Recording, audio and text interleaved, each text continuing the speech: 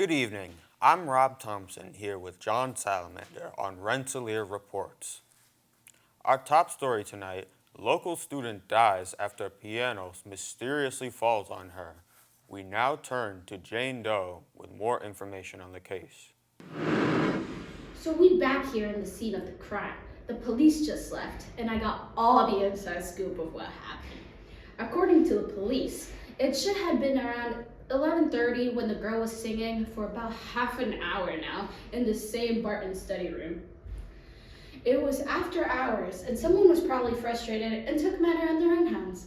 You won't even believe how though. They dropped this same piano on top of her. She was found by another student after the crash sounded, but by the time the killer was nowhere to be found. Now, back to Rob and John, where they got all the information on how the killer looks. We just got the description of the killer. According to what witnesses describe, he's about 6 foot tall, got curly black hair, and he's last seen wearing a black Demon Slayer t-shirt. Either way, one thing's for sure, she really brought the house down. Talk about going out on a high note. What a crazy way to go out. Anyways, we now turn to Bob Romson with the latest on sports. Bob? That's right, Bob. I'm standing here on 87th Field, where RPI students are finding new ways to stay active. Who are we kidding? The only way RPI students stay active is on Discord. Come on, we'll show these nerds how to break a sweat. And if you're wondering about news on the sports teams, they lost, because they always do.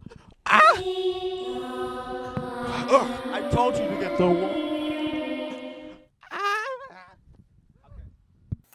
Oh my goodness, we apologize for viewers at home for the interference. Me and the crew here are not really sure what's happened. We just wish the best for the cameraman.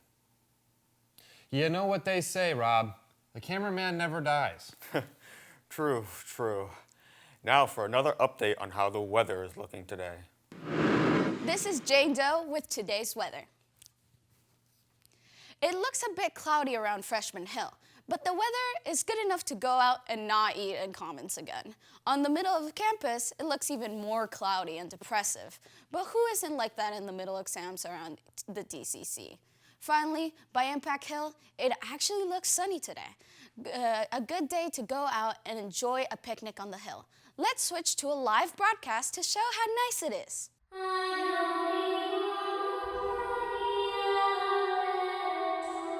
That's weird. I guess we're having a few broadcast problems today. Sorry, folks. Wow, what a turn of unexpected events. Sometimes it feels like the weather has a mind of its own. I know that's right. It really does. This is just in. We have new information on the dead Rensselaer student. On the field, we have Patty Radish to give us some insight on the hot topic. Patty? Hello, Rob. Yes, here I have highly prestigious Officer Mike, known for their admirable care of RPI undergrads and leaving many students with the anticipation of getting hit each time they drive around Freshman Hill.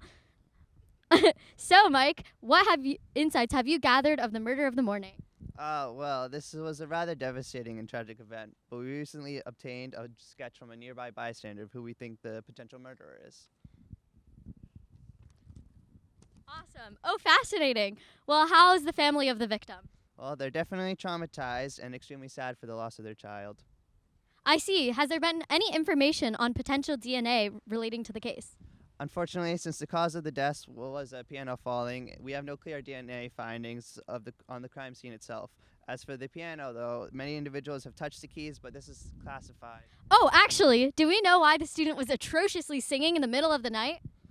That's not something we can accurately determine. Hold on. Hear me out. Hear me out. What was the porosity of the victim's hair?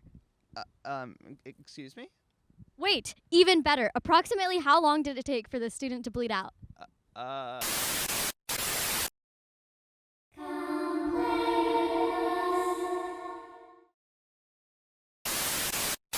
Apologies on behalf of our program. Something must have gone wrong, but we digress. Anyways, Rob, that description felt rather familiar. I'm not sure what you mean by that, John, but I do know that our latest in the field is here to give us some fantastic insight on how to keep your household thriving with another baked good recipe. Today, we're conquering our fears and making homemade croissants. If you're about to run away screaming, I understand. I'm not sugarcoating it. Croissants aren't easy, and you're probably not strong enough to survive the process. Croissants require time, patience, and a lot of rolling.